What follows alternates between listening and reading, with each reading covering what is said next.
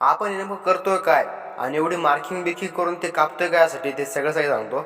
आणि नंतर आपण हे केलेलं असं काही ते चौकोनी बॉक्स तो करायचा काय होता आणि झाला काय होता, पण तिथं सगळं काय सांगतो. त्यासाठी आपल्याला 215 नक्की पहा. जय महाराष्ट्र मित्रांनो, मी तुमचा गणेश, स्वागत तुमच्या मिनी ब्लॉगमध्ये. आपण मस्तपैकी सकाळ सकाळ पप्पा काढून दिलं आपल्याला की ती लायटिंग चेक करायचं.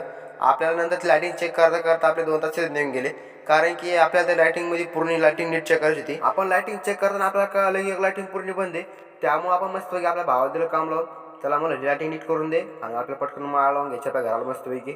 आपल्याला डेकोरेशन करायचं आपलं घर मस्त. त्याला म्हणलं मस्तपैकी आपली लायटिंग चांगली करून दे आणि आपल्याला मस्त त्यानंतर आपल्या घरावर लावायची लायटिंग. आणि त्या मस्तपैकी आपल्याला कळलंच नाही पहिले कोणती वायर खराब झाली आणि कोणती वायर त्या बल्बमधून निघली. नंतर आपण ते सगळं काही चेक केल्यानंतर आपल्याला कळालं वायर निघली त्याच्यातली. आपण ते लावल्यास नंतर आपली लायटिंग झाली मस्त चालू.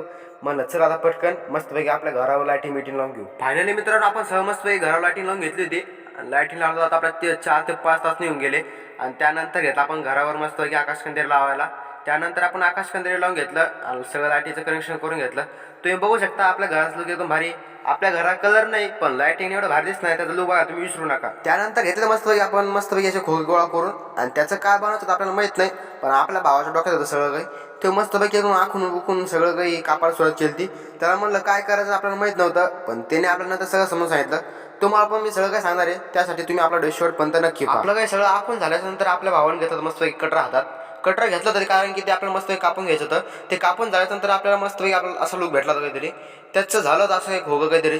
ते 4 बाजूने सगळे भोक्षे दिसत होते आणि फक्त साईडने आपण त्याला पिलर ठेवले होते, कारण की तिथून आपल्याला एकदम भारी दिसणार होते ते लुक. आणि ते लुक तुम्ही बघायला विसरू नका. आणि नंतर आपण घेतलं तसं घोटी पेपर काहीतरी, आणि ते घोटी पेपर आपल्याला त्याच्यावर लावायचे ते.